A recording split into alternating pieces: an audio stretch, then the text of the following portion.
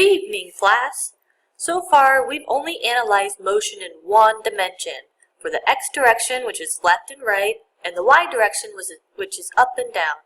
In order to start understanding how to analyze motion in two dimensions, we need to first understand the concept of vectors and its applications.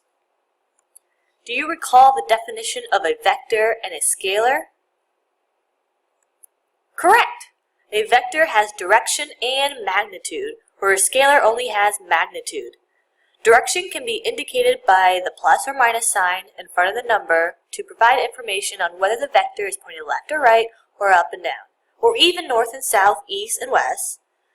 And the direction can also indicate through using degrees. The magnitude is the actual number or the value without the plus or minus sign. Can you think of some examples of vectors and scalars? Great job! Displacement and velocity are examples of vectors because they have direction and magnitude. They point in one direction and have some values associated with it. Mass, time, and temperature are all great examples of scalars because they do not have direction. There is no direction of whether time is pointing up or down. Only a value is given. We use arrows to represent vectors. The arrowhead of the arrow indicates the direction, and the length of the arrow represents the magnitude. Now we're going to learn about vector algebra. For example, let's say Grant decides to take a walk 8 kilometers from the Forge to Eagle Dormitory for a quick stop. Then Grant decides that he needs to work out, so he travels another 6 kilometers to the gym. What is the resultant of his trip? Yes, you're right. 14 kilometers in the positive x direction, or east. It's pretty simple to add vectors along the same direction. Let's do one more example.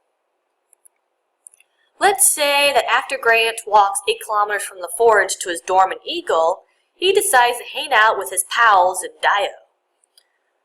What is his resultant vector now? I can't fool you. Correct, 2 kilometers, but it's still pointing in the positive x direction, or we can just say eastward. A vector not pointing directly in the x or y direction contains vector components. D1 and D2 in this figure. The vector component D1 represents how far in the x direction the resultant vector traveled, and D2 represents how far in the y direction the resultant vector traveled. Mathematically, D1 and D2 does not equal dr. However, you can find the magnitude of dr through either using Pythagorean's theorem or trigonometry. To indicate that the variable is a vector, a small, tiny arrow is drawn above the variable as shown above D1, D2, and dr.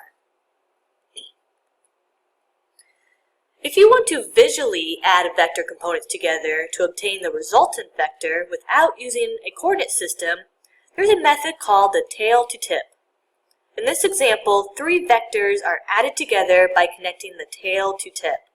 The only vector missing is the resultant vector.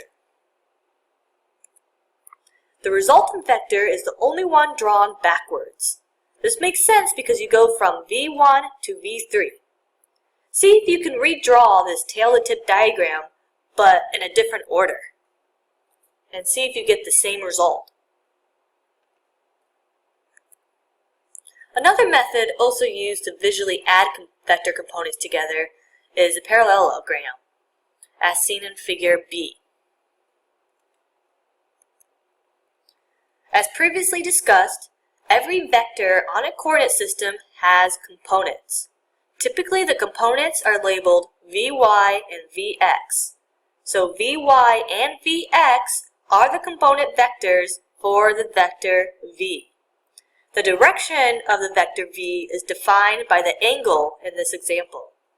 Through using either trigonometry and Pythagorean theorem, any variable can be solved.